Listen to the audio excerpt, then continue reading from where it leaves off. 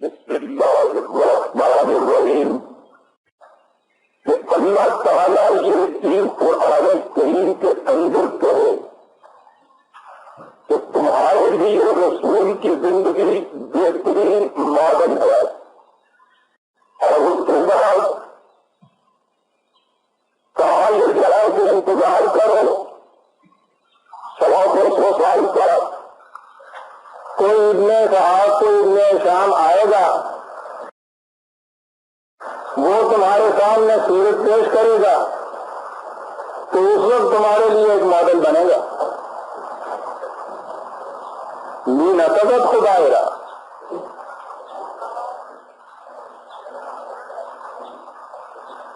اس کی سند کیا ہے کہ جو کچھ یہ انسان پیش کریں گے وہ وہی ماڈل ہوگا جو اللہ تعالیٰ کے پیش نظر تھا، اور انہیں انسانی کوششوں کا تو نتیجہ ہے کہ آج تک اور چیزیں تو ایک طرف رہی، خود نبی اکرم صلی اللہ علیہ وسلم کی سیرت طیبہ کے متعلق بھی متفق علیہ طور پر ایک متعین شکل ہی نہیں طے ہو سکتی۔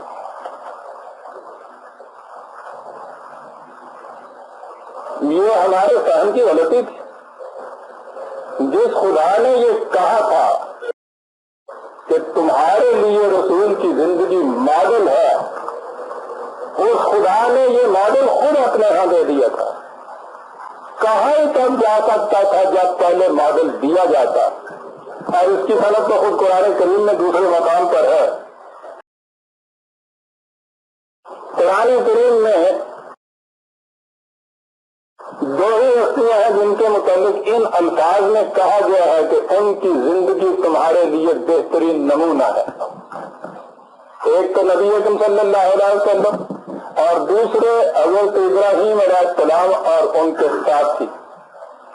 قد کانت لکم اسوۃ حسنۃ فی ابراہیم والذین معہ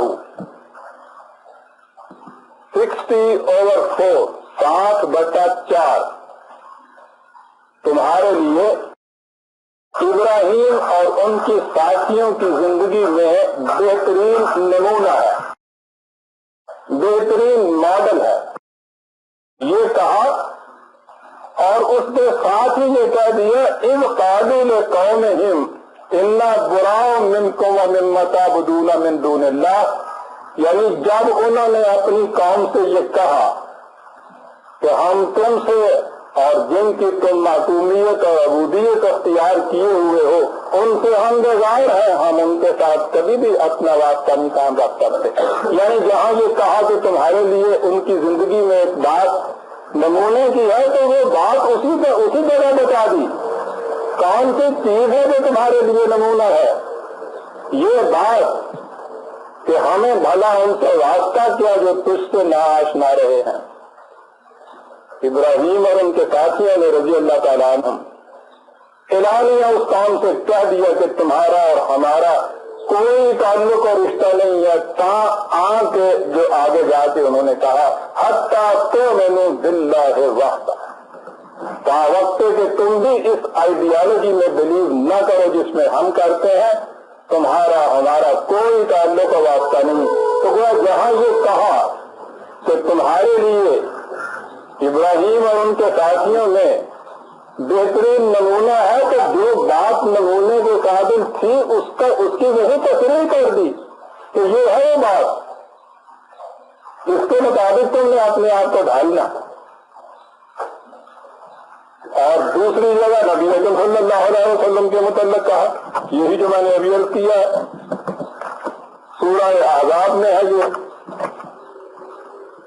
33/21۔ یہ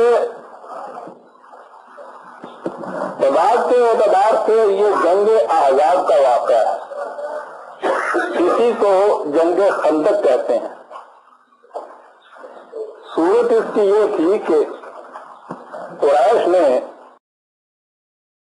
تمام عرب کے قبائل کو کہ جو مخالف تھے اسلام کے اور مسلمانوں کے اکٹھا کیا، ایک متحدہ محاذ بنایا اور ان الائیڈ فورسز کے ساتھ پورا جم گھٹا جتھا انہوں نے مدینے پہ حملہ کر دیا. تو آپ سوچئے کہ ان میں سے ایک قبیلہ ہی ایسا تھا کہ اس کا مقابلہ بھی یہ مدینے کی چھوٹی سی جماعت نہیں کر سکتی تھی کہ جائے کہ تمام قبائل ایک محاذ پہ اکٹھے ہو جائیں اور مدینہ کے قریب آ کے اس پہ حملہ کر دیں. تو آپ نے مدینہ کے گرد خندق کھودی تھی اور فیصلہ یہ کیا کہ ہمیں مدینہ کے اندر رہ کر محصور ہو کر مقابلہ کرنا چاہیے، اور یہ محاصرہ بڑا طول کھینچ گیا. اتنی سختی آئی کہ قرآن کریم نے خود یہ کہا ہے اِذْ جَاءُوكُم مِّن فَوْقِكُم وَمِنْ أَسْفَلَ مِنكُم وَإِذْ زَاغَتِ الْأَبْصَارُ وَبَلَغَتِ الْقُلُوبُ الْحَنَاجِرَ وَتَظُنُّونَ بِاللَّهِ الظُّنُونَ. کہا ہے کہ یاد کرو اس وقت کو یہ لشکر ہجوم کر کے تمہاری طرف آ گیا، اوپر سے بھی نیچے سے بھی. کیفیت یہ ہو گئی کہ تمہاری آنکھوں میں اندھیرا چھا گیا، تمہارے دل حلقوں تک آ گئے دھڑکتے ہوئے. کیفیت تمہاری یہ ہو گئی کہ تم کچھ خدا کے متعلق عجیب سے خیالات دلوں میں کام کرنے لگ گئے کہ اس نے تو وعدہ کیا تھا ہمارے ساتھ فتح کا اور نصرت کا، اور کیفیت یہ ہو گئی ہے. یعنی آپ دیکھیے کہ یہ جو ہجوم مصائب و نوائب تھا اس کی شدت کتنی ہے جو خود قرآن نے یہ بات کہی کہ یہ کیفیت ہو گئی تھی اس جماعت مسلمین کی. هنالک ابتلی المؤمنون وزلزلوا زلزالا شدیدا. یوں سمجھو کہ ان کے پاؤں تلے سے زمین نکل گئی تھی، زلزلے کے جھٹکے آ رہے تھے ان کو. بڑی سخت آزمائش تھی، اور اس تمام زلزلے کے جھٹکوں کے اندر پہاڑ کی چٹان کی طرح ایک شخصیت قائم کھڑی تھی، اور وہ تھی نبی اکرم صلی اللہ علیہ وسلم کی ذات گرامی. اور عین اس موقع پہ کہا گیا کہ لقد کان لکم فی رسول اللہ اسوۃ حسنہ.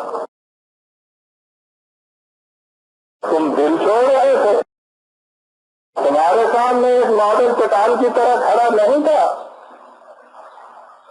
اس کی طرف دیکھنا تمہیں چاہیے تھا، اس جیسا بننے کی کوشش کرنی چاہیے تھی. موقع کے اعتبار سے تو یہ آیت یہیں آئی ہے، اور بعض حضرات نے یہ کہا ہے کہ اسی کے لیے ہے، جیسے کہ حضرت ابراہیم علیہ السلام کی زندگی کا ایک اہم ترین واقعہ بیان کر کے کہا کہ اسوہ تھا، یہ بھی حضور کی زندگی کا ایک سب سے اہم واقعہ بیان کر کے اس کے متعلق کہا. لیکن میں سمجھتا ہوں کہ بات اگرچہ یہی آئی ہے لیکن اس کا اطلاق عمومی ہے، کسی ایک واقعے میں نہیں. فی رسول اللہ اسوۃ حسنہ، رسول کی پوری زندگی جو ہے وہ اسوہ حسنہ ہے. لیکن پھر عرض کر دوں کہ اس زندگی کو ہمیں قرآن سے باہر کہیں تلاش کرنے کی ضرورت نہیں ہوگی، ورنہ پھر وہی اعتراض کا عبارت ہوگا جو میں نے پہلے عرض کیا ہے کہ خدا اسے اسوہ قرار دیتا ہے، ماڈل قرار دیتا ہے. اس کے لیے ضروری تھا کہ یہ ماڈل ہمارے سامنے پیش کرتا، اور اس نے اس ماڈل کو اس حسین انداز میں پیش کیا ہے کہ ذکرت تاب قدم ہر کجا کے نیل گرم کرشمہ دامن دل می کشت کے جائی جاس. اور پھر یہ نہیں کہ زندگی کے وہ واقعات کے جن کے لیے ضروری نہیں تھا کہ وہ آپ کے لیے ماڈل بنے. حضور لباس کیسا پہنتے تھے، اونٹ کی تیاری کرتے تھے، کھجور کھاتے تھے، عرب کے معاشرے کے مطابق رہتے تھے، یہ باتیں نہیں ہیں، بلکہ سیرت و کردار کی جو بلندیاں ہیں وہ ہے اصل واقعات، اور وہ ہے اصل ماڈل اور نمونہ. اور یہ چیزیں قرآن نے اپنی دفتین میں محفوظ کر کے رکھی. اب اس کے بعد ان اصولی باتوں کی تفصیلات یہ ہمیں ملیں گی، باہر سے بھی ملیں گی، انہیں بھی ہم لیں گے بشرطے کہ وہ قرآن کے ان اصولوں کے مطابق ہیں۔ قرآن کا انداز ہی یہ ہے، وہ اہم اصولی باتیں پیش کر دیتا ہے اور پھر اس کے بعد یہ چیز ہماری تحقیق پہ، تاریخ پہ، روایات پہ، سیر پہ، آثار پہ چھوڑ دیتا ہے کہ ان میں سے ہم یہ دیکھیں کہ جو چیزیں اس کے مطابق ہوں ہم کہہ سکتے ہیں کہ یہ صحیح ہے، جو ان کے خلاف ہوں ہم کہیں گے کہ یہ غلط ہے۔ نبی اکرم صلی اللہ علیہ وسلم کی سیرت طیبہ مرتب کرنے کا بھی طریق یہ ہے، قرآن نے تمام اصولی گوشے اپنے اندر دے دیے ہیں، انہیں لیجیے زید و عنوان بنائیے اور پھر اس کے بعد آپ تاریخ کی طرف جائیے، تاریخ کے جو واقعات اس کی تائید کرتے ہوں انہیں صحیح سمجھ کر لیتے چلے جائیے۔ میں نے اسی طرح سے نبی اکرم صلی اللہ علیہ وسلم کی سیرت طیبہ مرتب کی۔ آپ آباد میں معراج انسانیت میری کتاب دیکھی ہوگی۔ قرآن کریم میں جو تفاصیل دی ہے اسی محور کے گرد ساری کتاب پھونکتی۔ ذخیم کتاب قریباً 900 صفحے کی بڑے سائز کی، اور ابھی میں نہیں کہہ سکتا کہ میں نے پورا استیاب کر لیا تھا کہ تمام کی تمام قرآن کی متعلقہ آیات آ گئی تھیں، اہم آیات اس میں آ گئی۔ یہ ہے طریقہ حضور کی سیرت مرتب کرنے کا اور سیرت کا مطالعہ کرنے کا۔ آج کے اس مختصر سے وقت میں اسی اصول کے تابع چند گوشے نبی اکرم صلی اللہ علیہ وسلم کی ذات طیبہ کے میں پیش کروں گا، اور اس میں ایک بات اور بھی قابل غور ہے، وہ نمونہ یا ماڈل یا اسوہ ہم انسانوں کے لیے پیش کیا گیا ہے، تو ظاہر ہے کہ ماڈل اور نمونے کے معنی یہ ہیں کہ دوسرا شخص اس کے مطابق بن سکتا ہے، اگر اس کے مطابق بن نہ سکے تو وہ نمونہ کیسے ہو سکتا ہے؟ نمونے کے معنی یہ ہے کہ تم ایسے بن سکتے ہو۔ اس لیے اگر ہم یہ پہلے سے فرض کر لیں کہ حضور تو ما فوق البشر تھے، ان کا کیا کہنے ہے، جو کچھ وہ کر گئے کسی انسان کی کہاں تاب و مجال کہ وہ ویسا کر سکے، اگر یہی بات تھی تو پھر یہ اسوۃ حسنہ ہمارے لیے کیسے بن گئے؟ قرآن نے تو خود دوسری جگہ کہا ہے کہ اگر اس زمین پر فرشتے بستے تو ہم فرشتے کو رسول بنا کے دیں گے، یہاں انسان بستے ہیں اس لیے ہم نے انسان کو رسول بنا کے بھیجا، اور اسی لیے رسول بار بار اعلان کرتے چلے جاتے ہیں اور انما انا بشر مثلکم۔ وہی کو چھوڑ کر کہ جو خاصہ نبوت ہے، زندگی واقعی جو ہے ایک انسان کی زندگی، اس پہ وہ اعتراض بھی کرتے تھے کہ یہ کیسا رسول ہے، کھاتا پیتا ہماری طرح بازاروں میں چلتا پھرتا ہے؟ تو کہا یہ گیا کہ انسانوں کے لیے جس رسول نے ماڈل بننا ہے اسے اسی طرح سے تمہاری طرح بازاروں میں چلنا پھرنا چاہیے، زندگی کے ہر گوشے میں انسانوں ہی کی طرح اس میں معاملہ کرنا ہے، بس اس فرق کے ساتھ کہ وہ اس تمام زندگی میں اس نے اخلاق کے معیار بلند ترین معیار پر ہوگا، اس معیار پر جس پہ ہر انسان پہنچ سکتا ہے، اس لیے تو وہ نمونہ بنا ہے۔ اب اس میں قرآن نے جو تفاصیل دی ہیں، بعض باتیں تو ایسی آئیں گی جو خاصہ نبوت ہوگا، وہ جو یوحا علیہ کہہ کے استثناء کر دی ہے، ایکسپشن کر دی ہے خود قرآن نے، اسے تو الگ رکھیے، اور باقی جتنے زندگی کے قواعد و حالات ہیں وہ یہ کہیے کہ وہ ہمارے آپ کے قیامت تک کے انسانوں کے لیے بہترین نمونہ، اسوہ حسنہ اور ماڈل ہے۔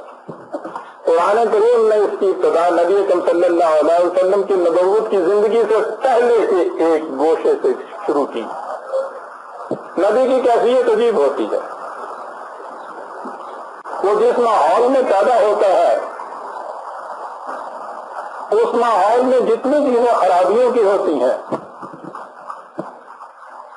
وہ انہیں کبھی پسند نہیں کرتا، اس کا جی نہیں لگتا ان چیزوں، وہ ان سے بیزار ہوتا ہے، لیکن ان کی جگہ ہونا کیا چاہیے یہ اس کا اسے علم نہیں ہوتا۔ آج آپ دیکھیے کہ یہ کیفیت کیا ہو کہ حاضر و موجود جو کچھ بھی ہے اس کو وہ خود چھوڑ دے، اپنے آپ کو ڈس انہیرٹ کر لے، اس سے خود ہی اس کو تیاگ دے اور اس سے تو معلوم ہو جائے، اور ہونا کیا چاہیے وہ ابھی سامنے آیا نہ ہو۔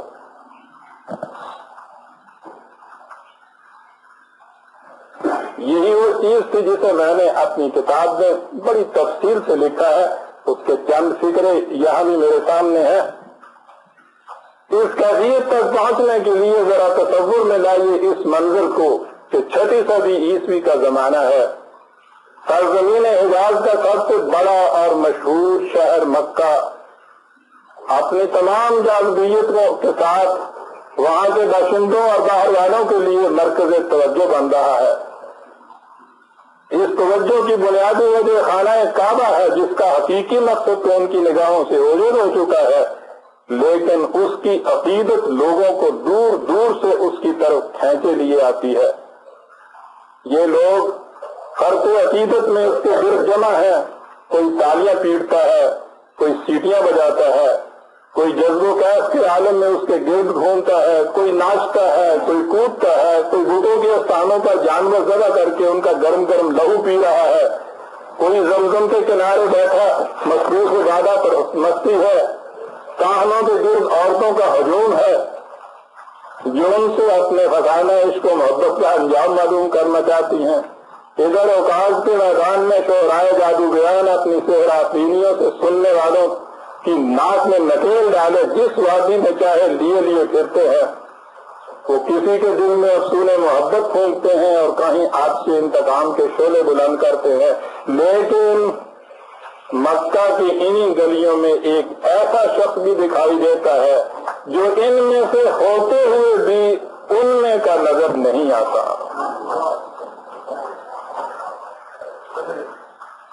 اسے نہ حریم کعبہ کی ان ہنگامہ آرائیوں میں کوئی جاذبیت دکھائی دیتی ہے، نہ اوقاز کی رستہ روزیوں میں کوئی کشش۔ وہ ان پڑھ ہے لیکن عیسائی راہبوں اور یہودی عالموں کے پاس جاتا ہے کہ شاید انہی سے حقیقت کا سراغ مل جائے۔ وہ وہاں سے دل برداشتہ اٹھتا ہے تو صحرا کی کھلی فضاؤں میں چلا جاتا ہے اور کائنات کی نارنگیوں پر غور و فکر کرتا ہے، غرضے کہ وہ انسانوں کی ہر مجلس میں جاتا ہے اور کائنات کے ہر گوشے میں گھومتا ہے کہ کہیں سے اسے وہ شے مل جائے جس کا اسے خود بھی علم نہیں کہ وہ کیا ہے، لیکن ہر مقام سے یہ کہتا ہوا ناکام لوٹتا ہے کہ تلاش جس کی ہے وہ زندگی نہیں ملتی۔ وہ اسی طرح مضطرب و بے قرار پھرتا ہے کہ ایک شب لیلائے حقیقت یک بیک اس کے سامنے نمودار ہو جاتی ہے اور اپنے حسین چہرے سے یوں نقاب اٹھاتی ہے کہ اس کے تبسم سے کائنات جگمگا اٹھتی ہے۔ اور یہ ہے وہ کیفیت کی جسے قرآن کریم نے 4 لفظوں میں بیان فرما دیا کہ وَوَجَدَكَ ضَالًّا فَهَدَىٰ، ہم نے تجھے تلاش حقیقت میں سرگرداں پایا تو حقیقت بے نقاب ہو کر تمہارے سامنے رکھ دی۔ یہ چیز کہ حقیقت اس طرح بے نقاب ہو کے سامنے آ گئی، اس میں شبہ نہیں کہ خاصہ نبوت ہے، لیکن ہمارے لیے بھی اس کے اندر نمونہ بننے کی ایک چیز ہے، اور وہ یہ کہ جب تک تلاش حقیقت میں آپ اس طرح سے سرگردان نہ پھرے حقیقت سامنے آ نہیں سکتی۔ اگر آپ اس پر مطمئن ہو کر بیٹھ جائیں کہ جو چلا آ رہا ہے، جو ہو رہا ہے، آپ اسے انہی مورتیوں سے اور انہی بتوں پر جم کے بیٹھ جائیں، کبھی حقیقت تک آپ نہیں پہنچ سکتے۔ حقیقت تک پہنچنے کے لیے سب سے پہلے لا الہ ضروری ہے کہ جو باطل کے خدا آپ کے سامنے موجود ہے ان سے یکسر انکار کیا جائے، ایک سے انکار کیا جائے، اور جب اس طرح سے آپ کا حریم قلب ان 360 بتوں سے پاک ہو جائے تو اس کے بعد پھر اگلی منزل الا اللہ کی آتی ہے۔ حقیقت تک پہنچنے کے لیے جو کچھ ہو رہا ہے بلا تحقیق آنکھ بند کیے اسی پر جم کے بیٹھے رہنا، جس طرح سے آپ دنیا میں گمراہ آئے تھے اسی طرح سے گمراہ چلے جائیں۔ حقیقت کے پانے کی طلب دل کے اندر ہونی چاہیے، اس کی تلاش میں سرگرداں ہونا چاہیے، اور جب یہ آپ کی تلاش، تجسس اور یہ طلب اور خواہش شدت اختیار کر دے گی تو آپ دیکھیے گا قرآن نے جو کہا ہے کہ جو ہمارے راستوں میں کوشش کرتا ہے ہم اس کو اپنا راستہ دکھا دیتے ہیں۔ خدا کا راستہ دیکھنے کے لیے حقیقت کی تلاش کی طرف اور جستجو اور سرگردانی نہایت ضروری ہے، اس کے بغیر حقیقت سامنے نہیں آ سکتی۔ نبی کے سامنے دنیا میں حقیقت موجود نہیں تھی تو خدا نے وحی کے ذریعے وہ حقیقت بے نقاب کی، اور اب ہمارے سامنے وہی وحی جو خدا نے اس کو یوں دی تھی وہ محفوظ چلی آ رہی ہے، لیکن اس وحی تک پہنچنے کے لیے بھی پہلے اس قسم کی طلب و خلش، اس قسم کی تجسس اور کاوش نہایت ضروری ہے۔ جب یہ کیفیت آپ کی ہوگی وہ وجدہ کا دالن تو پھر شہدا کی کیفیت آئے گی۔ یوں حضور کی زندگی کا یہ شعبہ بھی ہمارے لیے اسوہ حسنہ بن جاتا ہے۔ پھر اس کے بعد قرآن کریم اگلا قدم اٹھاتا ہے، بچپن کی زندگی سے بات شروع کرتا ہے کہ الم یجد کا یتیمن فآویٰ، کیا یہ کیفیت نہیں تھی کہ تو یتیم اور تنہا تھا، ہم نے تمہارے لیے پناہ کا سامان پیدا کر دیا۔ ووجدک عائلا فأغنیٰ، ہم نے تجھے غریب پایا، محتاج پایا، ہم نے تجھے بے نیاز کر دیا، تیری کوئی ضرورت رکی نہ رہی۔ اور اس میں ہمارے لیے کون سی بات ہے جو اسوہ حسنہ بنتی ہے؟ وہ جو اگلی 2 آیتوں میں خود ہی فرما دیا کہ فَأَمَّا الْيَتِيمَ فَلَا تَقْهَرْ وَأَمَّا السَّائِلَ فَلَا تَنْهَرْ، تجھے خود پتا ہے یتیموں پہ کیا گزرا کرتی ہے، اس لیے جب یتیم تمہارے پاس آئے اس پہ سختی نہ کرو۔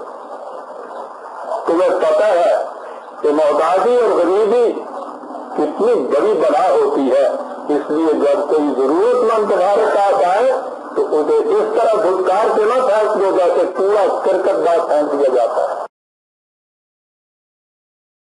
زندگی کے 2 گوشوں کو قرآن سامنے لایا اور اس کے ساتھ ہی ان کے اندر جو سبق میں رہا ہے اسے خود ہی اس طرح سے واضح کر دیا۔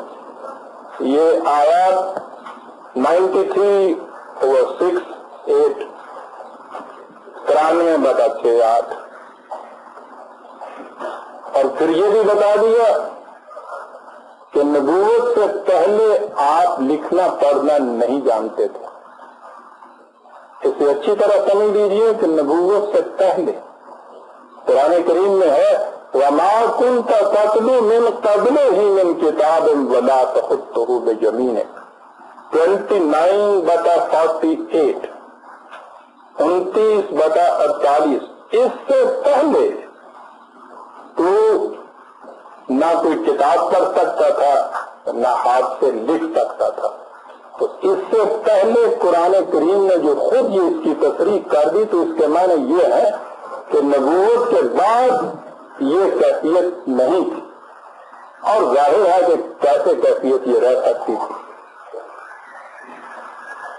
کہ جس کی وحی یہ کہتی ہو کہ بتاؤ صاحب علم اور بے علم کبھی دونوں برابر ہو سکتے ہیں؟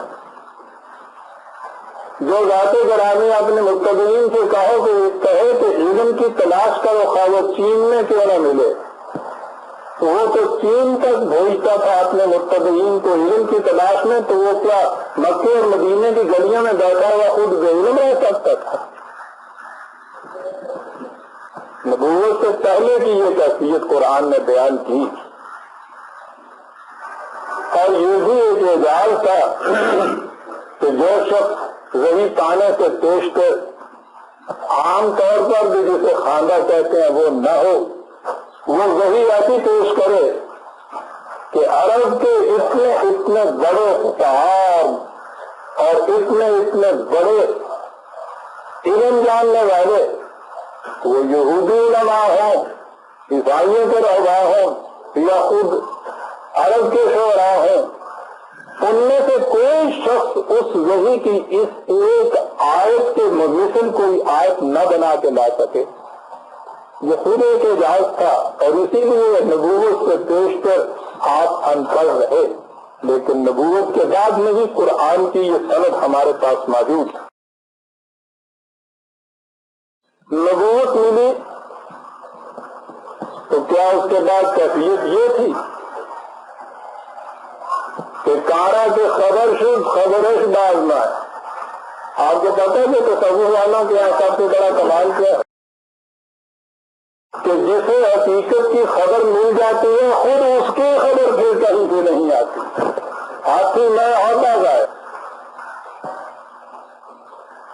یعنی اندازہ لگائیے، حقیقت کی خبر لینے کے لیے گئے اور وہاں کیفیت یہ کہ ایک ہی لگائے تو نفاق ہو گئے، حقیقت سامنے آئے تو اپنا ہی پتہ نہیں رہا کہ ہم کیا۔ لیکن نبی کی تو یہ کیفیت نہیں ہوتی، اس کو جب حقیقت کا علم ہوتا ہے تو اس لیے کہ دنیا میں جہاں جہاں بھی باطل ہے اس کی جگہ اس حقیقت کو جا کے وہ بے نقاب کر کے رکھ دے۔ وہ آتے اس لیے ہے کہ تاریخ کا دھارا موڑ دے، انسانیت کی دنیا میں اتنا عظیم انقلاب برپا کر دے کہ یہاں انسانوں کے خود ساختہ نظام ہے زندگی کی جگہ وحی کی خطوط پر مرتب شدہ ایک معاشرہ قائم ہو جائے۔ اور آپ سمجھتے ہیں کہ اتنا عظیم انقلاب لانے کے لیے کتنی بڑی ذمہ داری کا بوجھ اس کے اوپر آ جاتا ہے۔ یہاں آپ معاشرے میں سے ایک خرابی کو دور کرنا چاہیں تو مایوس ہو کر بیٹھ جاتے ہیں کہ نہیں سر یہ تو نہیں دور ہو سکتی۔ ہر شخص آج کہتا ہے کہ نہیں سر رشوت تو ہمارے یہاں سے جا ہی نہیں سکتی، معاشرے کی ایک خرابی۔ اور جس میں کیفیت جہاں یہ ہو کہ سینہ تمام داغ تمبا پجا میں ہم سارا معاشرہ ہی غلط روش کے اوپر جا رہا ہو، اس کے ہر روش و باطل کو مٹا کر اس کی جگہ ایک صحیح روش کو قائم کرنا کتنی بڑی ذمہ داری تھی، جس کے متعلق کہا کہ وَوَضَعْنَا عَنْكَ وِزْرَكَ الَّذِي أَنقَضَ ظَهْرَكَ، اس ذمہ داریوں کے بوجھ نے تیری کمر توڑ رکھی تھی۔ فطرت اگر کوئی چیز کسی کو بخشتی ہے، عطا کرتی ہے، بلا قیمت عطا نہیں کرتی، بڑی سخت قیمت وصول کرتی ہے اس کی۔ نبوت جیسی نعمت عظمیٰ ملی تو اس کے ساتھ ذمہ داری کی یہ کیفیت، یہ نہیں ہوا کہ وہ حرا کی غار میں رواج کے مطابق اگر یہ چیز آئی تھی تو پھر اس کے بعد وہ گھر جاتے ہی نہیں، وہ کہتے کہ ٹھیک ہم اچھے بیٹھے ہیں، مست کا لفظ بن کے اس حرا کے غار کے اندر بیٹھے رہتے۔ وہاں یہ کیفیت نہیں، اتر کر حرا سے تو یہ قوم آیا، رسول حرا کی تنہائیوں سے سوئے قوم آتا ہے، اور جب آتا ہے تو ان ذمہ داریوں کو قرآن نے کتنے چند الفاظ میں قرآن بات بیان کر جاتا ہے۔ اب اس کی تفصیل آپ کو تاریخ میں ملے گی کہ وہ کس کا ذمہ داریاں تھیں اور کیسے کمر توڑ دی تھی ان ذمہ داریوں نے، لیکن قرآن نے صرف یہی نہیں کہا کہ کمر ٹوٹ گئی تھی، کہا کہ وہ بوجھ پھر دیکھو کیسے اٹھا دیا۔ کتنی کامیاب کی زندگی ہے کہ ذمہ داریوں کا بوجھ کمر توڑے اور اس کے بعد آخر میں آ کر وہ سارا بوجھ اتر جائے. اس لیے کہ نبی کے متعلق تو کہا یہ تھا کہ یہ اس تمام بوجھ کو اتار دے گا جس کے نیچے انسانیت دبے ہوئے چلی آ رہی ہے. تو جب اس نے عالم انسانیت کے بوجھ اتارے تو جو بوجھ اس کی قبر پر تھا وہ بھی تو اترنا ضروری تھا. یہ کیا فریضہ تھا جو وحی ملنے کے بعد نبی پر عائد کیا گیا. میں سمجھنے کی خاطر جو میں کہا کرتا ہوں کہ نبوت اور رسالت کے دو شعبے سمجھیے. نبوت تو وہ تھی کہ وہاں سے وحی مل گئی. اب اس کے بعد رسالت کا فریضہ ہوتا ہے کہ جو کچھ ملا ہے اسے بلغ ما انزل الیک، پہنچاؤ اسے دوسروں تک. یہ نہیں کہ جب کوئی پوچھنے کو آئے کہ صاحب یہ کیا ہے جو حقیقت آپ کو ملی، تو کہا جائے کہ ذوقی دادا نہ گانی بخدا کیا نہ چشی، میں یہ تو نشہ وہ ہے خود پیو گے تو جانو گے، میری پی ہوئی تمہارے کام کیسے آ سکتی. نبی کی یہ اہمیت نہیں ہے. جو کچھ اسے خدا کی طرف سے ملتا ہے وہ پہنچاتا ہے، اور صرف پہنچاتا ہی نہیں. یہ ہے وہ بنیادی غلطی جو ہمارے ہاں کے بعد لوگوں کو لگ گئی کہ انہوں نے کہا کہ نبی کا مقام معاذ اللہ کسی انسان کا ہوتا ہے. ڈاکخانے سے اس کو بند لفافہ ملا، وہیں آ کے اس نے 25 میں ڈلیور کر دیا اور گھر چلے گئے. معاذ اللہ معاذ اللہ. پہنچانا ہی نہیں. پہنچانا اس لیے کہ پھر ان کی زندگیاں اس کے مطابق بھریں اور پھر پورا معاشرہ اس کے مطابق متشکل کیا جائے. نبی یہ کرتا ہے، رسالت یہ ہے. اسی لیے جب وحی ملی ہے تو کہا کہ یا ایھا المدثر، اے وہ کہ جس کے ذمہ نظام عالم کو درست کرنا ہے. آپ سوچیے ایک ہی خطاب کے لفظ میں کتنی بڑی ایک ذمہ داری ہے. نظام عالم کو درست کرنا ہے تمہارے ذمہ. اب وہ پہلی سی زندگی تمہاری جو ہے وہ ختم ہو گئی. اب کیفیت یہ ہے کہ تم اٹھ. آپ دیکھتے ہیں کتنی بڑی چیز ہے یہ. تم اٹھ انذر، اور لوگوں کو ان کی غلط روش کے تباہ کن نتائج سے آگاہ کر. پہلی چیز وارننگ کی ہوتی ہے کہ اس روش کا نتیجہ تباہی اور بربادی ہے تمہارے لیے. میں کہتا ہوں یہ پہلا ہی جو حصہ ہے، آپ کسی سے کہہ کے دیکھیے نا یہاں تو روز جو ہمارے یہاں سر متبل ہوتے ہیں پہلے حصے میں ہوتے ہیں. سنیا یہ جو کچھ تم کر رہے ہو خرافات، سوچے تو صحیح کہ یہ کیا ہے. ذرا کہہ کے دیکھیے کسی بھنگے خانے کے بھنگی سے بھی کہہ کے دیکھیے، وہاں جو بیٹھا ہوا ہوتا ہے ایک اللہ والا، اس کے متعلق اس کی شان میں کچھ کہہ کے دیکھیے اور پھر دیکھیے تماشا کیا مانتا ہے. کسی جھوٹے کو جھوٹا کہہ کے دیکھیے، منافق کو منافق کہہ کے دیکھیے، باطل پرست کو باطل پرست کہیے. خدا کے ساتھ جو شرک کرنے والے ہیں ان کی کسی ایک روش کے متعلق اعتراض کر کے دیکھیے. یہ تو انذار ہے نا. آپ صرف اسے ابھی وارننگ دے رہے ہیں، آگاہ کر رہے ہیں کہ تمہاری روش غلط ہے.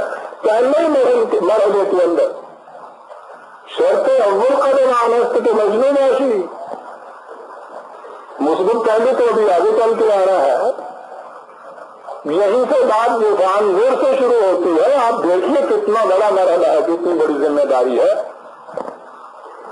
اور یہی نہیں قرآن نے اس بات کو ختم کیا. انذر، خدا کے علاوہ جن طاقتوں کے اوپر یہ اپنا سر جھکاتے ہیں، بتاؤ کہ یہ کس قدر وجہ تذلیل انسانیت ہے. اور اس کی جگہ کرو کیا، وربا کا فقط دیر، اپنے رب کی کبریائی کو مسلط کر دو اس دنیا کے اندر کہ جھکنا صرف اس کے سامنے، کسی اور کے سامنے نہیں. سروری زیبا فقط اس ذات دو ہمتا کو ہے. اتورا ہے ایک وہی باقی بتان آزری.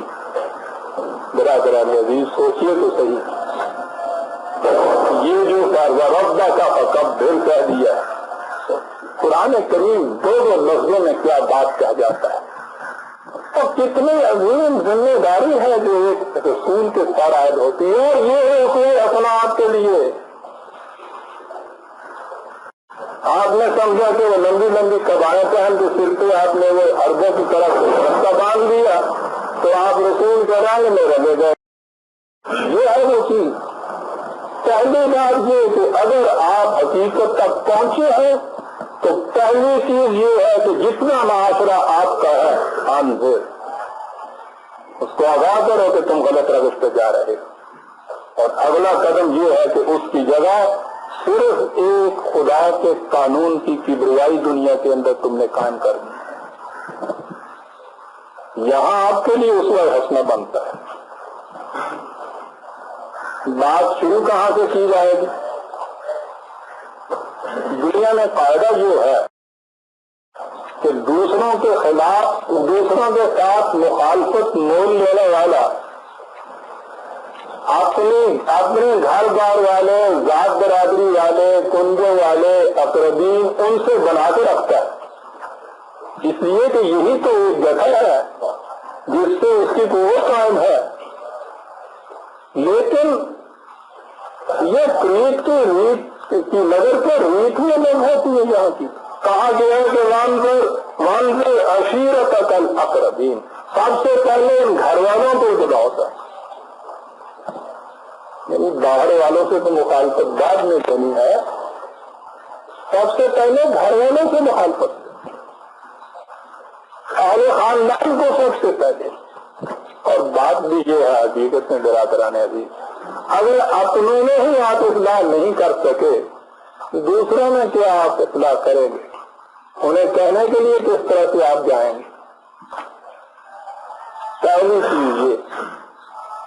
اور پھر جو اس کے بعد تاریخ ہمیں اس کی تفصیل بتاتی ہے میں کہتا ہوں مقام نبوت چھن مل کر سامنے آ جاتا ہے. یہ ہے وہ جو فراست نبوی جہاں آتی ہے. بات کہنے کا طریقہ الگ صبح مشقے سے باہر چھوٹی سی پہاڑی کے اوپر آپ کھڑے ہو گئے.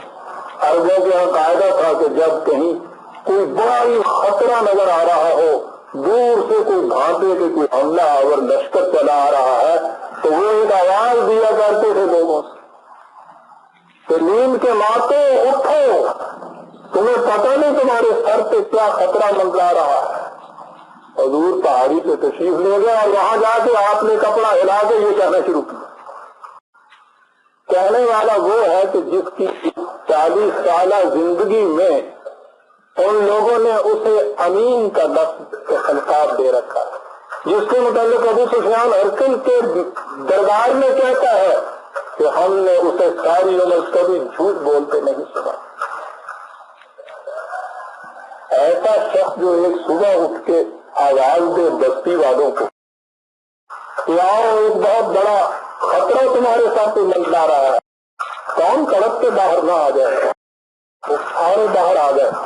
آپ اوپر کھڑے ہیں وہ نیچے میدان میں ہیں. کہا کہ اگر میں تم سے یہ کہوں کہ اس پہاڑی کے پیچھے ایک بہت بڑا لشکر جرار ہے جو تم پہ حملہ کرنے والا ہے تو تم مانو گے یا نہیں مانو گے؟ انہوں نے کہا کیوں نہیں مانیں گے اس لیے کہ تم نے کبھی آج تک جھوٹ ہی نہیں بولا. لیکن اس میں ایک اور بات بھی تھی. آپ جو پہاڑی کے اوپر کھڑے تھے تو یہیں سے تو پتہ چلتا ہے کہ مقام نبوت کیا ہے. یہ لوگ تھے نیچے میدان میں. ایڈوانٹیجز پوزیشن اوپر والے کی یہ ہے کہ وہ ادھر والوں کو بھی دیکھتا ہے ادھر والوں کو بھی دیکھتا ہے. میدان میں جو کھڑے ہیں وہ ایک ہی طرف دیکھ سکتے ہیں. نبی کا مقام اور نبوت کے معنی میں مقام بلند پہ جو کھڑا ہو یہ جو اس کا ترجمہ پرافٹ اور پروفیسی کیا جاتا ہے یہ تو عیسائیت کا ہمارے اوپر اثر تھا کہ یہودیت کا جو ہم نے اس قسم کے یہ ترجمے کر دیا اور ان ترجمے نے تو تباہ کر دیا. ہم قرآن کے کانسیپٹ اور تصورات نسخ ہو کے رہ گئے. دین مذہب میں تبدیل ہو گیا. تشریح کرنے والا، پروفیسر کرنے والا. حالانکہ یہ یہودیوں کے ٹیمپل میں ان کے ہیکل میں ایک مقصد تھا. نجومی جیسے جوشی بیٹھے ہوتے ہیں اس قسم کے وہاں بیٹھے رہتے تھے. مقدس تھا ویسے وہ تقدیس وہ رکھتے تھے، اسے پروفٹ کہتے تھے. ہمارے یہاں بھی یہ لفظ آیا انگریزی میں ترجمہ پروفٹ، ہم بھی پروفٹ ہی کہنے شروع کر دیا. ندی کے معنی مقام بلند پہ کھڑا. اور یہ جو حضور نے گرافیکلی ایک چیز سامنے دی نا، پہاڑی کے اوپر آپ کھڑے ہیں، ندی ہوتا وہ ہے جو ایک طرف نگاہ کرتا ہے تو جو حقیقتیں عام انسانوں کی نگاہوں سے وجود ہوتی ہیں ان کو بھی وہ دیکھتا ہے، اور انہیں دیکھنے کے بعد جب ادھر نگاہ کرتا ہے تو دنیا ساری اس کے سامنے. اس لیے بھی انہیں باور کرنا پڑا کہ آپ اس مقام پہ کھڑے ہیں جہاں سے آپ پہاڑی کو اس طرف بھی دیکھ سکتے ہیں. ہم نہیں دیکھ سکتے تو ہم کیوں نہ تمہاری بات مانیں گے. اور جب انہوں نے کہا کہ مانیں گے تو آپ نے کہا کہ یاد رکھو اس قسم کا لشکر آ جائے تو وہ تو صرف تمہاری اینٹ اور پتھر کی عمارتوں کو ویران کیا کرتا ہے، لیکن جو تباہیوں کا لشکر تمہاری غلط روش اور اعمال کی وجہ سے آ رہا ہے وہ تمہارے دل و دماغ کی بستیوں کو ویران کر کے رکھ دے گا. بچو اس سے. سب سے پہلے جو سب سے قریبی چچا تھا اس نے ہی کہا کہ تم نے اس بات کہنے کے لیے ہمیں صبح صبح دینوں سے بیدار کر کے یہاں بلا دیا، کیا بات کرتے ہو؟ لوگوں سے کہا کہ سنتے ہو یہ کیا کہتا ہے؟ وہ کہتا ہے کہ وہ تمام منصب اور جہاں جو قریش کو حاصل ہے ان بتوں کے پجاری ہونے کی حیثیت سے ان بتوں کو چھوڑ دو اور پھر تم عام انسانوں جیسے یہاں جاؤ جوتیاں چرخاتے پھرو. سنو اس کی لگا تباہ کرنے کے لیے. پہلا ریئیکشن تو یہی ہو سکتا ہے، لیکن خاندان تک کی تو یہ چیز محدود نہیں تھی. خاندان کے بعد یہ کہا کہ وَكَذَلِكَ أَوْحَيْنَا إِلَيْكَ قُرْآنًا عَرَبِيًّا لِتُنذِرَ أُمَّ الْقُرْآنِ وَمَنْ حَوْلَهَا. 42/7 پہلی آیت جو تھا ربین کا ریفرنس 26/214 26/214 اور یہ ہے 42/7 کہ ہم نے تمہاری طرف اس قرآن کو نہایت واضح فصیح عربی زبان میں نازل کیا تاکہ تو یہ مکہ کی اور جب یہ سلسلہ اور آگے بڑھا تو پھر کہا کہ قُلْ يَا أَيُّهَا النَّاسُ إِنِّي رَسُولُ اللَّهِ عَلَيْكُمْ جَمِيعًا. پھر پوری انسانیت سے کہو، عالمگیر انسانیت سے، کہ میں تم سب کی طرف خدا کا رسول بنا کر بھیجا گیا. گھر سے شروع کرو اور پوری انسانیت کو اپنے اس دامن کے اندر سمیٹ لو. یہ ہے رسول خاتم النبیین کہ جس کی رسالت پوری انسانیت کو محیط ہوگی. اس کا ریفرنس 7/158 7/158. بات کیا تھی جو پہنچائی گئی، تعلیم کیا تھی جو دی گئی؟ وہی جو حضرت نوح علیہ السلام سے شروع ہوئی اور اس سلسلہ گوہر کے ہر فرد نے اسی کو دہرایا. بات تو دو لفظوں میں آ جاتی ہے سامنے، لیکن جب اس کی تفصیل میں آپ جائیے تو اس میں دونوں جہان آ جاتے ہیں. بات اتنی کہ یا قوم اعبدوا اللہ ما لکم من الہ غیر، اے میری قوم معقومی فروغانی میں خداوندی کی اختیار کرو، اس کے علاوہ کوئی اور ہستی ایسی نہیں ہے کہ جس کی اطاعت اور معقومی اختیار کی جائے. بہت فرمایا آپ نے. یہ بات جو لا الہ الا اللہ کے اندر آتی ہے کہنے کے لیے آپ دیکھیے 4 لفظ، لیکن سوچیے کہ اس سے کتنا عظیم انقلاب انسانوں کی دنیا کے اندر آتا ہے۔ قوانین خداوندی کے علاوہ کسی کا کوئی حکم، قانون، کوئی ہستی ایسی نہیں ہے کہ جس کی معصومیت اختیار کی جائے۔ اور ایسا کرنے سے ہوگا کیا؟ وَيَضَعَنْهُمْ إِصْرَهُمْ وَالْأَغْلَالَ الَّتِي كَانَتْ عَلَيْهِمْ 7/157 کہ اس طرح سے انسانیت ان تمام زنجیروں سے مخلصی حاصل کر لے گی جن میں وہ جکڑے چڑے آ رہی ہے۔ اس کے سر سے وہ بڑی بڑی بوجھ سلے اتر جائیں گی جن کے نیچے وہ کچلی ہوئی چلی آ رہی ہے۔ انسانیت کو صحیح آزادی دینے کے لیے رسول آیا، ایک خدا کی چوکھٹ پر جھکا کر انہیں ساری دنیا کی بڑی بڑی بلند چوکھٹوں سے بے نیاز کر دی۔ یہ ایک سجدہ، عجیب انداز میں اقبال کہہ گیا ہے، یہ ایک سجدہ جسے تو گراں سمجھتا ہے، کیا 1000 سجدوں سے دیتے ہیں آدمی کو نجات، 1000 سجدوں سے دیتا ہے آدمی کو نجات۔ یہ ہے وہ تعلیم جس کو دینے کے لیے رسول آتا ہے۔ لیکن سوچئے تو صحیح کہ ان خود ساختہ چوکٹوں سے مردانہ وار بے نیاز سرفرازی سے گزرنے کے لیے کتنے بڑے دل گردے کی ضرورت ہے، لیکن وہ یہ دل گردہ پیدا کر دیتا ہے۔ پیدا کیا کر دیتا ہے؟ اس ایک تعلیم سے جب وہ دل کی گہرائیوں میں پیوست ہو جاتی ہے، انسان کے اندر ایک انقلاب ایسا آ جاتا ہے کہ وہ پھر کسی دوسری طاقت پہ جھکتا ہی نہیں ہے۔ یہ اعلان کیا گیا، نتیجہ اس کا کیا ہوا؟ وَكَذَلِكَ جَعَلْنَا لِكُلِّ نَبِيٍّ عَدُوًّا مِّنَ الْمُجْرِمِينَ۔ تم نے یہ بات کہی تو یہ مجرمین کا پورا گروہ تمہارے خلاف اٹھ کھڑا ہوا، جیسا اس سے پیش کر ہر نبی کے ساتھ ہوتا چلا ہے۔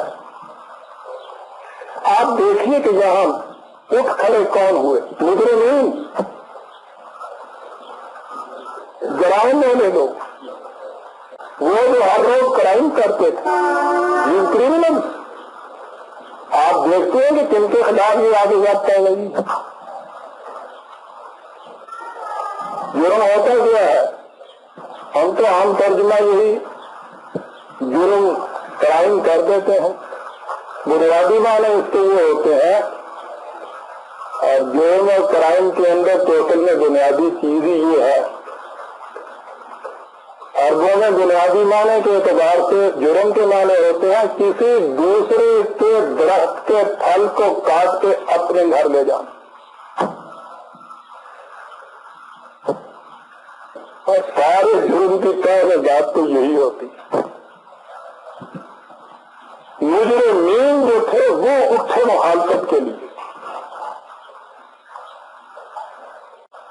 آپ دیکھتے ہیں کہ کوئی مذہب کے ساتھ یہاں جھگڑا لڑائی نہیں ہو رہی، یہ اپنے یہاں مخالفت ہے، اور اس کے اندر ظاہر ہے کہ مذہب پرست سب کا پہلے آ جائے گا۔ سب سے بڑے مجرم تو وہ ہوتے، باقی تو پھر بھی کچھ محنت میں کوشش کرتے ہیں، ڈاکو بھی جان ہے کھولی پہ رکھتا ہے تو ڈاکہ ڈالتا ہے، دوسرے کا مال اپنے گھر میں لے جاتا ہے۔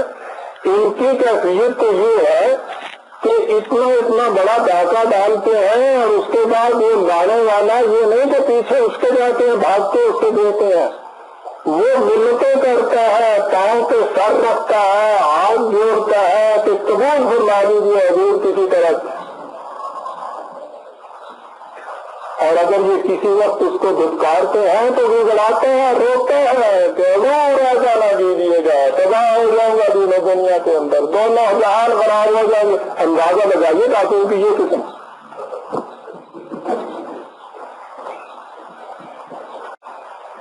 غلامی دنیا میں بدترین چیز ہوتی ہے، لیکن غلام کی سارے عمر اس کوشش عارضی میں گزر جاتی ہے کہ کسی وقت میں آزاد ہو جاؤں. یہاں یہ کیفیت ہے کہ اگر وہ زنجیریں توڑ کے اس کو آزاد کرنا چاہتا ہے تو بغیر زنجیر کے اس کے دروازے پہ کھڑا رہتا ہے. کتنا بڑا جادو ہے یہ. نبی آتا ہے اس قسم کے ڈاکوؤں سے بھی یہ چیز چھیننے کے لیے. مجرمین تو سب سے پہلے جو قرآن نے اسی لیے یہاں مجرمین کہا ہے, دوسرے مقام پہ مترفین کہا ہے. بات صاف کر دی, دوسروں کی کمائی پہ عیش سامانیاں کرنے والے.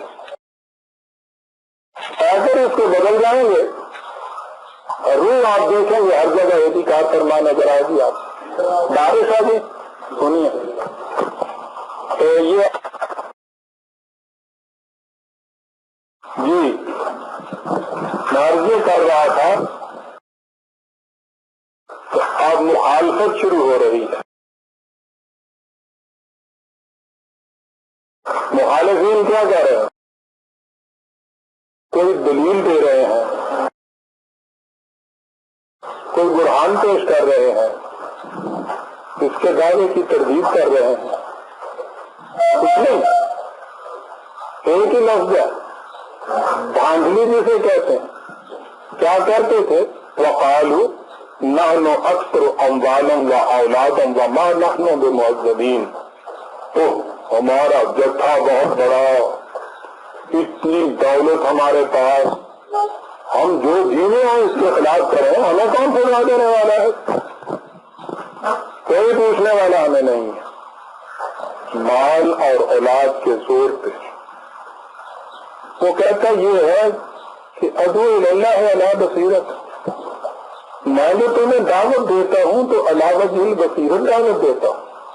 ہاتھوں برہانکم ان کنتم صادقین, اگر تم اپنے دعوے میں سچے ہو تو کوئی دلیل پیش کرو.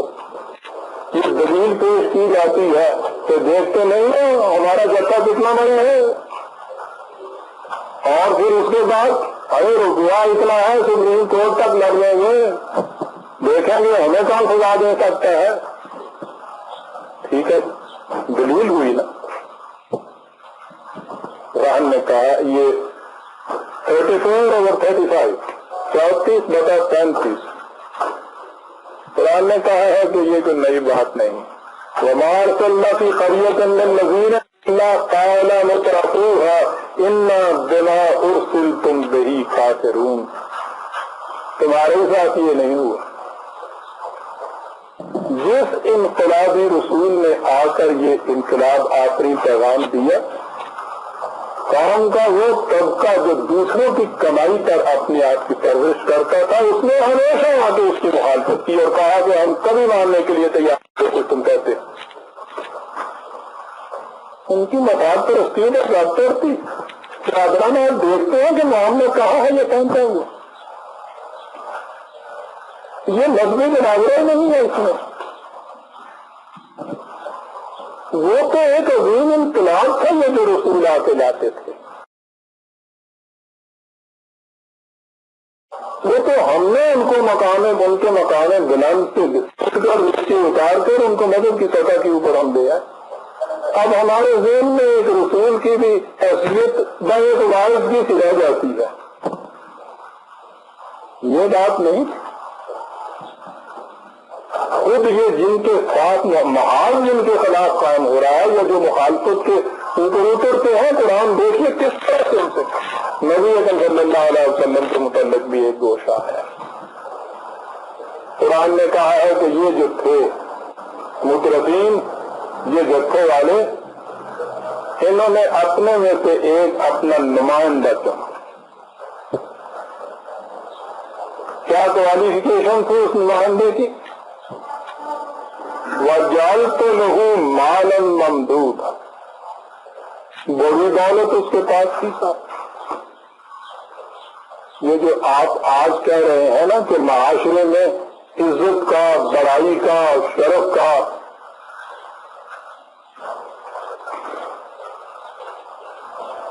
یہ معیار ہی آج دولت ہو گیا ہے. یہ کوئی بڑی بات نہیں،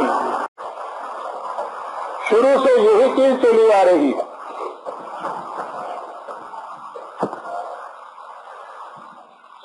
بڑی فراوان دولت تھی، اور آگے ایک چیز قرآن کہتا ہے،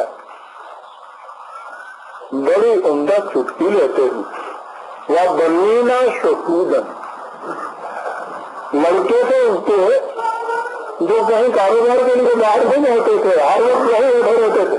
ٹھیک ہے، باپ نے اتنی بڑی کوڑ ماری ہوئی ہے، بیٹوں کو باہر کام کاج کے لیے جانے کی ضرورت کیا ہے؟ اور پھر جو کہیں کام کاج کے لیے نہیں جائے گا سوائے اس سے کہ وہ شرارتیں اس کو سوچتے رہے اور فساد کرتے رہے، اور وہ کرے گا کیا؟ اس انداز سے بات یہ قرآن کر جاتا ہے۔ بیٹے سے پھر ہر وقت نہیں اس کے پاس ہی رہتے آگے، ذرا کسی کی مخالفت کی اور اس نے جیسے وہ کتے کو اتارتے شیخ کیا اور وہ اٹھ گیا، لیکن یہ اس کی کیفیت تمہت لہو تمہیدا، سادو سامان زندگی بڑا فراوانی سے حاصل تھا۔ آیا وہ بات سننے کی پہلے سے طے کر کے آیا ہوا تھا کہ اس کی بات ماننی نہیں، لیکن بات ایسی تھی کہ وہ دل تک اتر گئی، خطرہ پیدا ہو گیا کہ میں تو بچ نکلا ہوں، عوام تک یہ بات اس انداز سے چلی گئی تو یہ تو دل میں گھر کر جائے گی۔ کہا کہ فقال ان ھذا الا سحر یوسف، ارے بھائی یہ وہی جھوٹ اور وہی جادوگروں کسی باتیں ہیں جو چلی جا رہی ہیں۔ آپ نے دیکھا ہوگا آدمی کہنے والے کا وہاں نہ جائیے گا، ہاں وہاں کوئی جادو کر دیتا ہے، وہاں اپنے کو سنبھال کے رکھیے، وہاں جا کے پھر خیر نہیں، اس کی بڑا خطرہ ہے، یہی بات تو کہہ رہا ہے۔ اور یہ جو دعویٰ نبوت ہے ان ھذا الا قول البشر، یہ سب غلط ہے، یہ ایک انسان ہی کی بات ہے جو کچھ کو کہتا ہے۔ جھوٹا ثابت کر دیا، لوگوں کو روک دیا کہ وہاں کوئی نہ جائے، اس کے پھندے میں پھنس جاؤ گے۔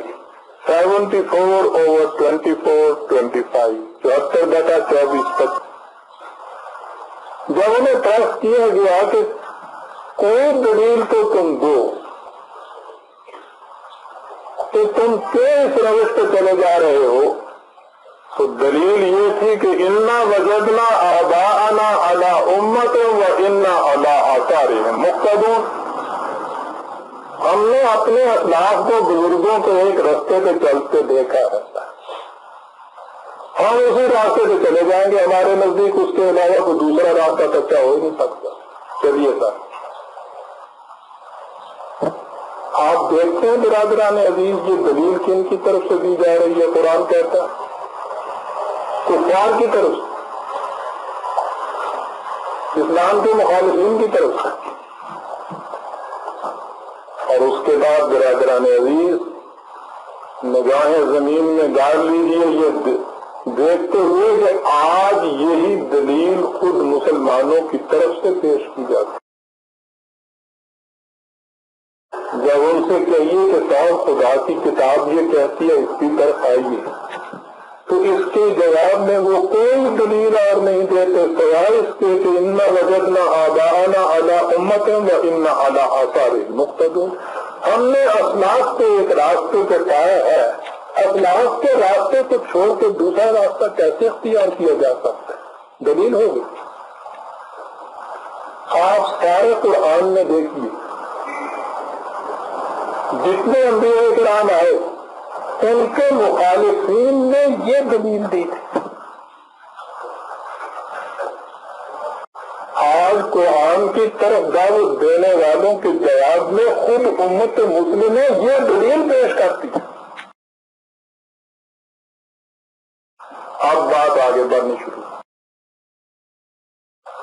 اوپر کے انٹیلیجنشیا نے یہ دیکھا یا یہ جو لیڈر قسم کے لوگ تھے انہوں نے دیکھا کہ ہماری اس مخالفت سے تو بات نہیں بن رہی، یہ تو پیغام آگے بڑھتا چلا جا رہا ہے، اب وہ ماسز میں آئے۔ وہاں آ کے انہوں نے کیا کہنا شروع کیا؟ لا تسمعوا لهذا القرآن والغوا فیہ لعلکم تغلبون۔ دیکھو صحیح روش بچنے کی یہ ہے کہ جہاں کہیں یہ قرآن پیش کرے کائیں کائیں کرنا شروع کر دو۔ اس کے معنی یہ ہے شور مچا دو، نہ خود سنو نہ کسی کو یہ بات سننے دو۔ ہو سکتا ہے کہ اس طریقے سے تم کامیاب ہو جاؤ، دلیل و برہان سے تو کامیاب نہیں ہو سکتے۔ اگر خاموشی سے بات سن لی تو جادو فریب میں آ جاؤ گے، یہ بھی مشکل ہے۔ کرو کیا؟ شور مچاؤ، نہ خود سنو نہ کسی کو سننے دو، شاید اس طرح سے تم اس کے اوپر غالب آ جاؤ۔ 41/26۔ اب اس کے بعد پھر آگے آئیے مذہب پرست طبقہ، جس کے یہاں سچائی کا معیار یہ ہے کہ حضرت صاحب سے کرامات تربیت ہو۔ اب یہ حضرت صاحب کے متعلق جب یہ بات ہو تو ایک نبی کے متعلق تو آپ پوچھیے نہیں نا کہ دین میں کیا چیزیں ہونی چاہیے تھی۔ اب وہ عوام کو کیا کہہ رہے ہیں؟ کہتے ہیں کہ وقت یہ کس قسم کا رسول ہے؟ یا کل الطعام ویمشی فی الاسواق، بازاروں میں چلتا پھرتا ہے، تمہاری طرح کھانا بھی کھاتا ہے، یہ کیا رسول ہے؟ کیسا ہونا چاہیے؟ انزل الیہ ملک فیکون لہ نذیرا، چاہیے یہ کہ خدا کا رسول ہے تو اس کے ساتھ ایک فرشتہ ہو اور وہ لوگوں کو آگاہ کرو۔ حضرت صاحب کے ساتھ جیسے 10 خلیفے ہوتے تھے، اس کے جناب میں بھی یہ ہونا چاہیے، وہ انسان نہیں ہونا چاہیے، فرشتے آنے چاہیے، وہی طریق ما فوق البشر ہونے کا تصور ذہن میں۔ مذہب کے میدان میں جسے بھی ذرا سا بزرگ سمجھا جائے اسے عام انسانوں سے الگ تھلگ سمجھا جاتا ہے۔ پہلے تو خود ہی عام انسانوں سے الگ تھلگ وضع اپنی تراشتا ہے، لباس اور قسم کا، وضع قطع اور قسم کی، بہت کم ملنا جلنا، زیادہ خلوتوں کے اندر ہی رہنا، یہ خدا سے زیادہ قریب ہے، مقرب ہے، اس لیے انسانوں سے زیادہ دور ہے۔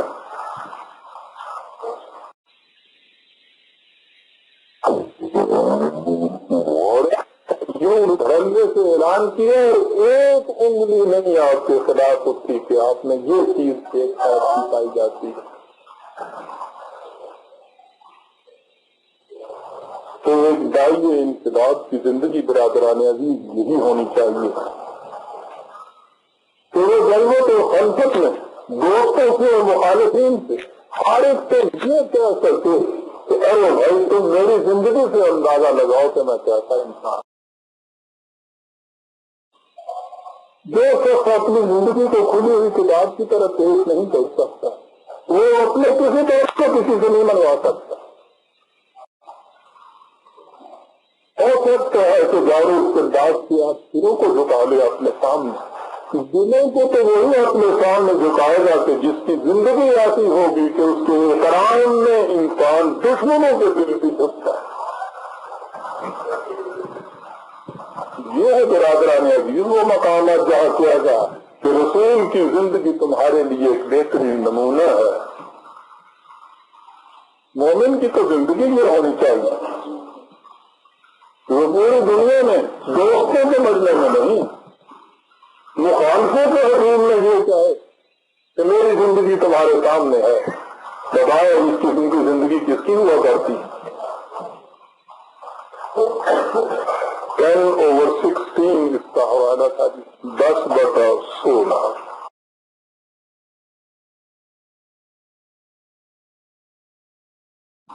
مخالفت کتنی سخت تھی،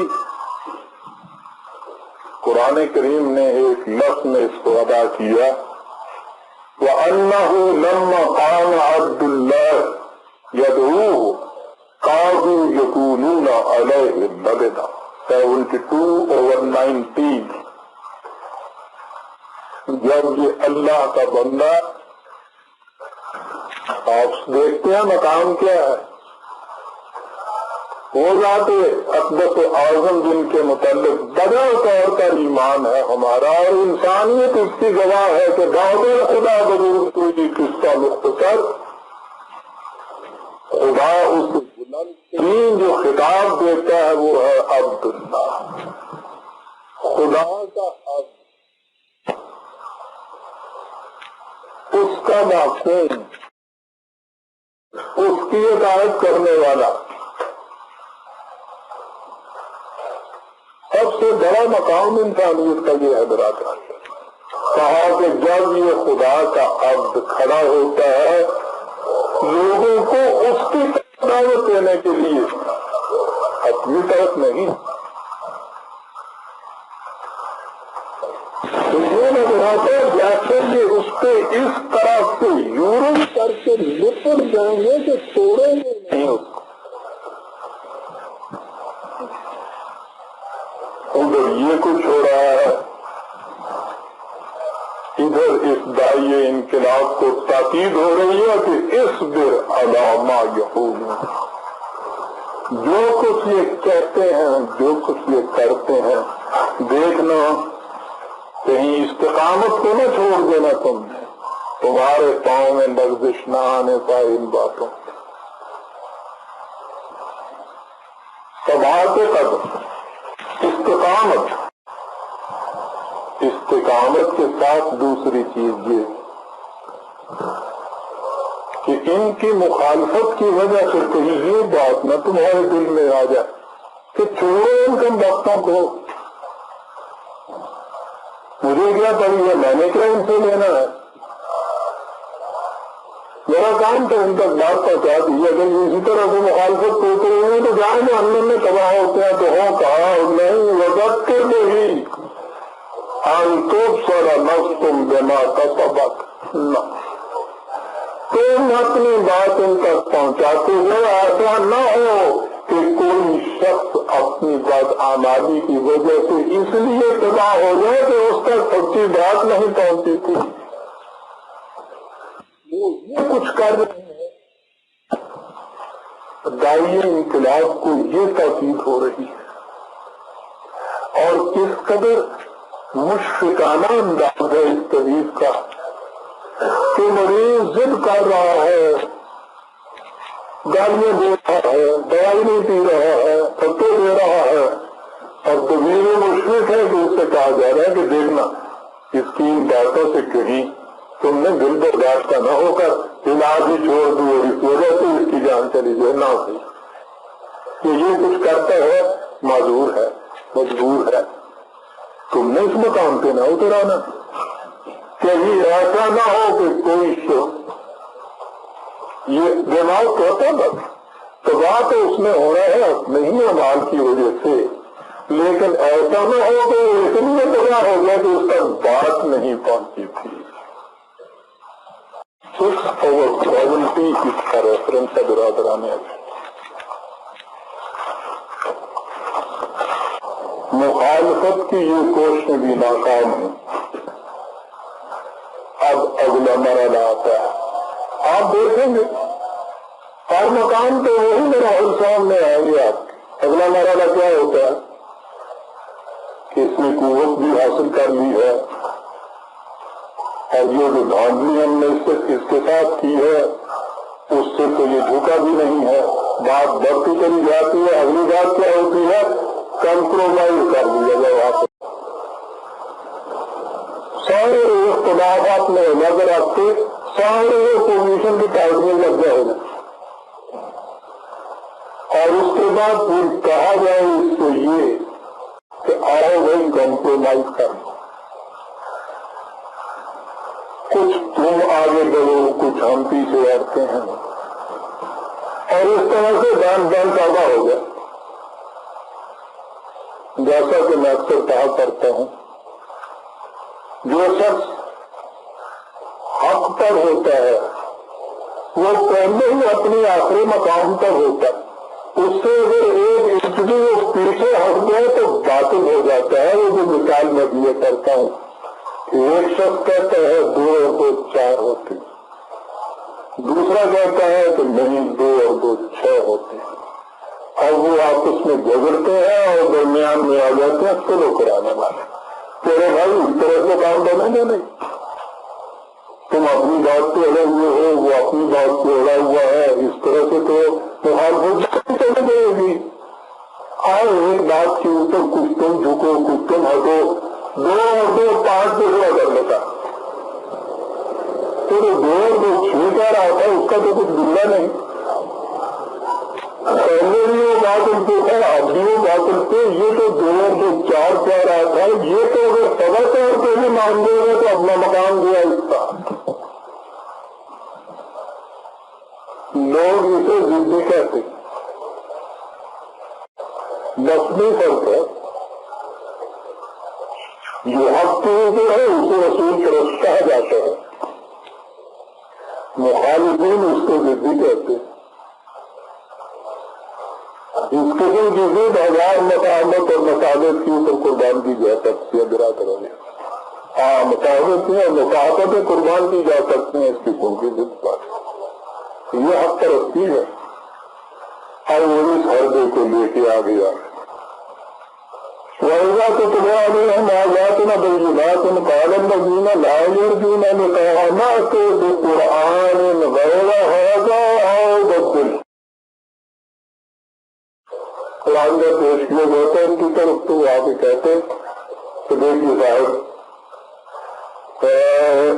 ساری باتیں تمہاری ماننے کو تیار ہیں، یہ جو تم قرآن میں بھی بات کہتے ہو نا یہ ذرا سخت گزرتی ہے ہم سے، یا تو تم یہ کرو کہ اس قرآن کی جگہ کوئی اور قرآن دے، اور اگر یہ شخص بہت گران ضرورت یہ سنتے نہیں مان سکتے تو اس میں ہمارے حسب منصب کوئی تبدیلیاں کر دیں، میں اس کے لیے تمہاری عمل بڑھائے گے۔ 68/8 اور اس کا جواب ان سے کیا ملتا ہے، ما يكون لي أن أبدله من تلقاء نفسي إن أتبع إلا ما يوحى إلي إني أخاف إن عصيت ربي عذاب يوم عظيم۔ میں اس میں کیسے تبدیلی کر سکتا ہوں، یہ میرا اپنا کلام اور میری تصویر تھوڑی ہے، تو آج میں نے اس کو بنایا ہے، کل میں ہی اس کے اندر خود تبدیلیاں بھی کر لوں، اس میں تو میں کر سکتا ہوں، یہ تو میری چیز ہی نہیں ہے۔ خدا کی ایک ضرور حکم تک پہنچاتا ہوں، مجھے اختیار کہاں ہے کہ اس کے اندر میں تبدیلیاں پیدا کروں، میرا تو اپنا مقام یہ ہے کہ میں خود اسی یہی کا اتباع کرتا ہوں۔ اور اگلی بات برادران عزیز سوچیے، کہا یہ کہ کیفیت یہ ہے کہ اگر میں بھی اس کی خلاف ورزی کروں تو میں بھی ایسے بہت عظیم کے اندر مبتلا ہو جاؤں گا، تو مجھے بھی رکھے یہ وہ رسول کہہ رہا ہے جس کے متعلق اب بدقسمتی سے ہمارا عقیدہ یہ ہے کہ حضور کی روایت کے حدیث نہیں، آپ کی طرف جو کہیں منسوخ کی ہوئی ذاتیں وہ قرآن کو منسوخ کر سکتی ہے،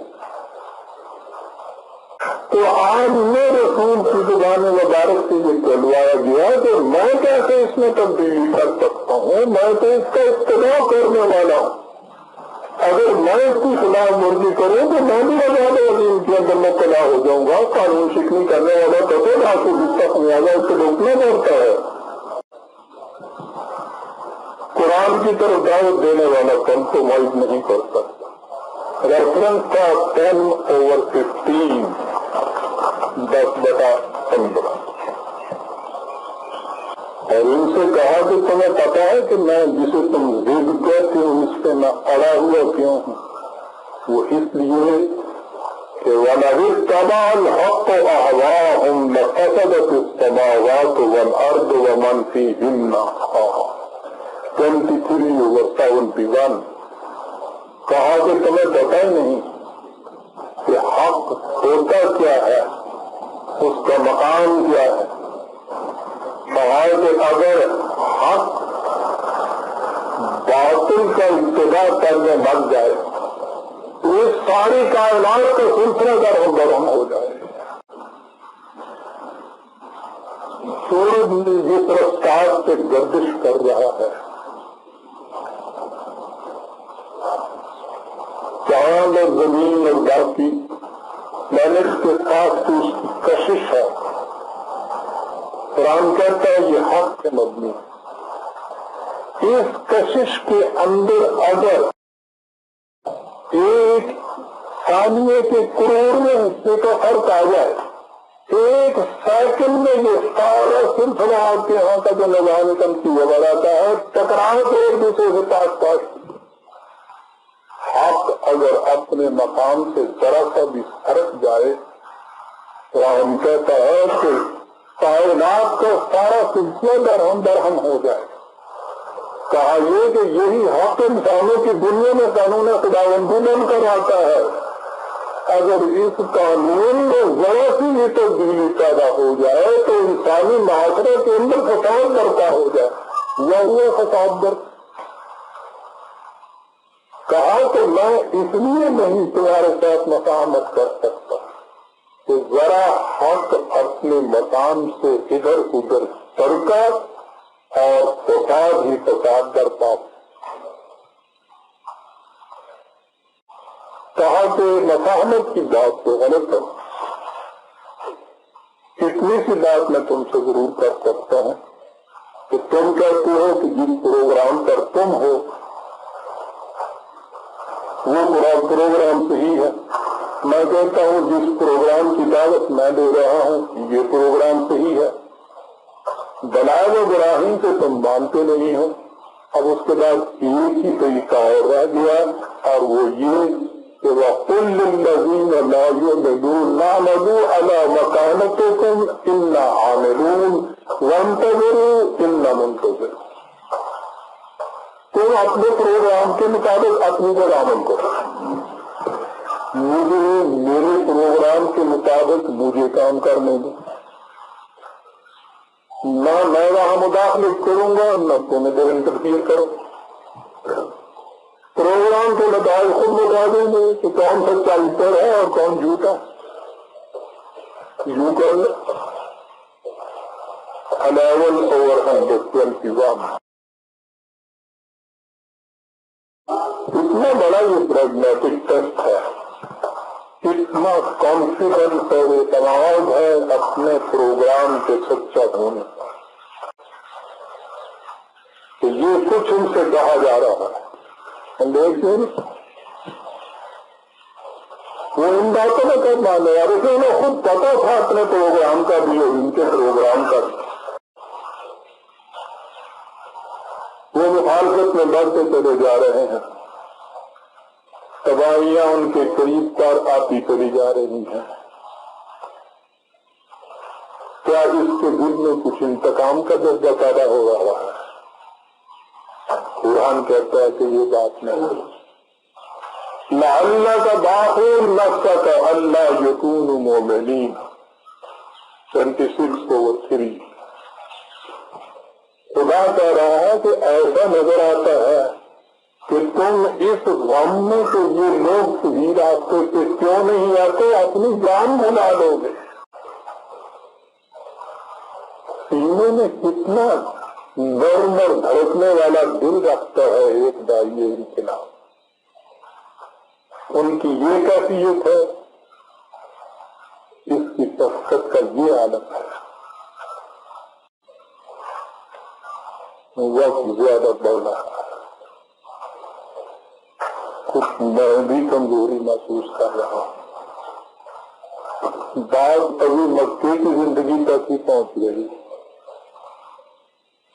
تو اس کے بعد زندگی کا اگلا گوشہ شروع ہونا ہے کہ ان مخالفین نے انتہا کر دی، اور اس کے بعد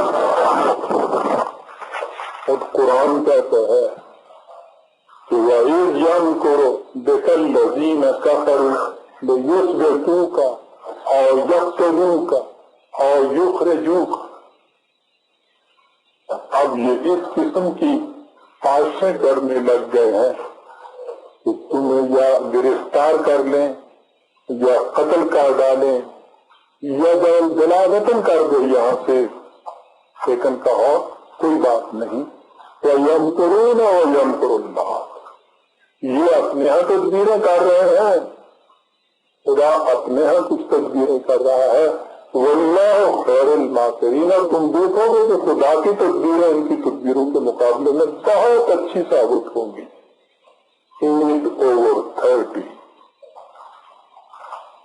اور ان تدبیروں کا نتیجہ تھا کہ نبی اکرم صلی اللہ علیہ وسلم نے جب یہ دیکھا کہ اس بستی میں جتنے دل ایسے تھے کہ جو حق کی طرف مائل ہو سکتے تھے وہ ادھر آ گئے ہیں، اور باقی وہ تباہ رہ گئی ہیں تو وہ کسی صورت میں بھی اب ادھر آنے والے نہیں ہیں، جن کے متعلق خود خدا نے یہ کہہ دیا کہ وَتَبَعُونَ بِهِمْ أَنذَرْتَهُمْ أَمْ لَمْ تُنذِرْهُمْ لَا يُؤْمِنُونَ۔ ان کی ضد اور تعصب کی کیفیت یہ ہو چکی ہے کہ تم ان کو ان کے اعمال کے تباہ کن نتائج سے آگاہ کرو یا نہ کرو، یہ بات ماننے کی نہیں، سننے کے لیے نہیں۔ جو شخص خود کسی پر تلے بیٹھا ہو اس سے یہ کہنا کہ میاں سنکھیا محبت ہوتا ہے، کیا فائدہ اس کو دے سکیں گے؟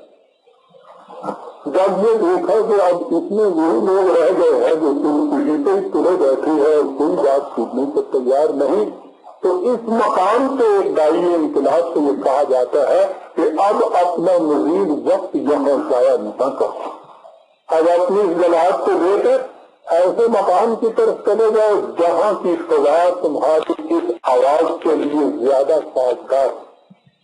کسے ہجرت کہتے ہیں؟ یہ فلائٹ نہیں ہوتی، بھاگتا نہیں ہے یہاں سے، وہ یہ فرار نہیں ہوتا، یہ ایک غیر مساج فضا کو چھوڑ کر سازگار فضا کی طرف خود منتقل ہونا ہوتا ہے۔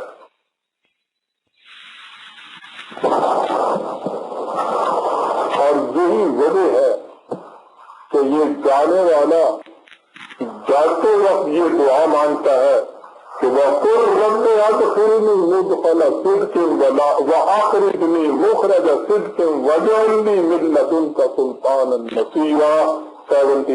70 اے میرے نشو و نما دینے والے، جہاں سے مجھے نکلنا پڑے وہاں سے میں نکلوں میں حق اور صداقت کو ساتھ لیے ہوئے، جہاں میں داخل ہوں وہاں بھی حق اور صداقت کو لیے ہوئے داخل، اور تو ہر مقام پہ میرا مددگار اور مجھے غلبہ عطا کرنے والا ہونا۔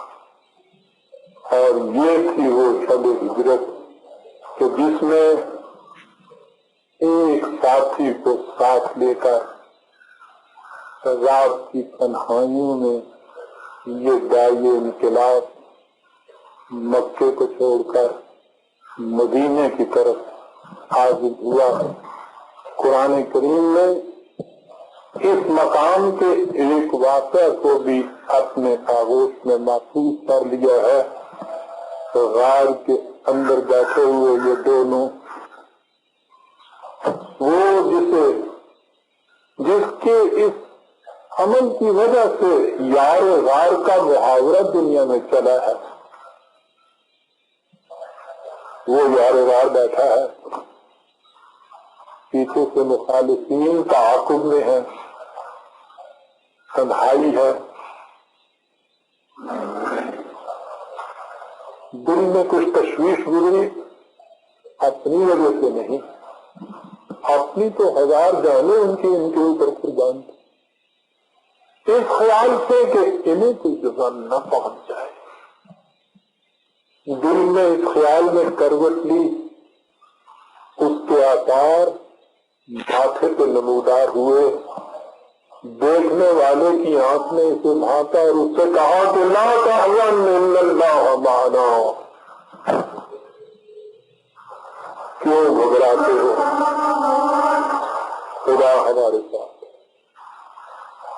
قانون خداوندی کی پوری نصرت اور تقویت ہمیں حاصل ہے، اس لیے گھبرانے کی کوئی بات ہی نہیں ہے. زیادہ سے زیادہ یہی ہے نا کہ موت آ جائے گی. موت ایک مقام سے نکل کر دوسرے مقام میں پہنچ جانے کا نام، پناہ کا نام نہیں. تو اس میں گھبرانے کی بات کیا؟ نشان مرد مومن بات گو ہے، تمہار گائر تبسم در لگے. مومن کی تو نشانی یہ ہے کہ موت آتی ہے تو مسکراہٹ کے عروس کی طرح اس کا استقبال کرتا ہے. لا تحزن ان اللہ معنا. معنا اور کیجیے، یہ نہیں کہا کہ میرے ساتھ خدا، ہمارے ساتھ خدا. اور یوں یہاں سے پھر زندگی کا دوسرا دور شروع ہوا. اس انداز سے برادران عزیز قرآن کریم میں آپ دیکھیں گے کہ حضور کی زندگی مبارک کے تمام اہم اصولی گوشے درخشندہ موتیوں کی طرح قرآن کے ورقوں میں بکھرے پڑے ہیں. انہیں اگر آپ ایک ربط دے کر منسلک کر دیں گے تو آپ دیکھیں گے کہ سورۃ طیبہ کی ایک دل کے گوہردار کس طرح سے آپ کے سامنے آ جاتی ہے. یہ ہے وہ طریق کہ جس سے پھر یہ حضور کی جو زندگی مرتب ہوگی وہ اسوہ حسنہ بنے گی قیامت تک کے انسانوں کے لیے. وہ ہے وہ مقام دینے والے نے زندگی کی ان تفاصیل کو یہ دینے کے بعد یہ کہا تھا کہ لقد کان لکم فی رسول اللہ اسوۃ حسنہ. تمہارے لیے رسول کی زندگی ایک بہترین ماڈل رکھتی ہے. تو کرنے کا کام یہ ہے برادران عزیز کہ نبی اکرم صلی اللہ علیہ وسلم کی سیرت طیبہ کو بھی قرآن کریم کی روشنی کے اندر مرتب کیا جائے اور اس سیرت کو پھر ہم اپنے سامنے بطور ماڈل کے رکھیں. اور اس ماڈل کی کیفیت یہ ہوگی کہ انک علی خلق عظیم. قرآن نے کہا کہ تو اخلاق انسانیہ کے بلند ترین مقام کے اوپر ہے. یہ جب ماڈل ہمارے سامنے ایک آبجیکٹو اسٹینڈرڈ کی طرح ہوگا ہم ہر قدم پہ دیکھ سکیں گے کہ ہم کتنے اس ماڈل سے ہم قتل اور ہم مثل ہوئے ہیں، کتنے ہم اس سے دور ہیں، کتنے اس کے قریب پہنچے ہیں. یہ ہے مقصد برادران عزیز سیرت کے اجتماعات منعقد کرنے کا. یہ مقصد ہے میلاد النبی کی عیدیں منانے کا کہ اس میں ہم قرآن کے آئینے میں شاید قرآن کی سیرت کو دیکھیں اور اس کے بعد یہ دیکھیں بعض بخیشتن نگر کہ وہ ماڈل کہاں ہے اور ہم کہاں ہیں. ربنا تقبل منا انک انت السمیع العلیم.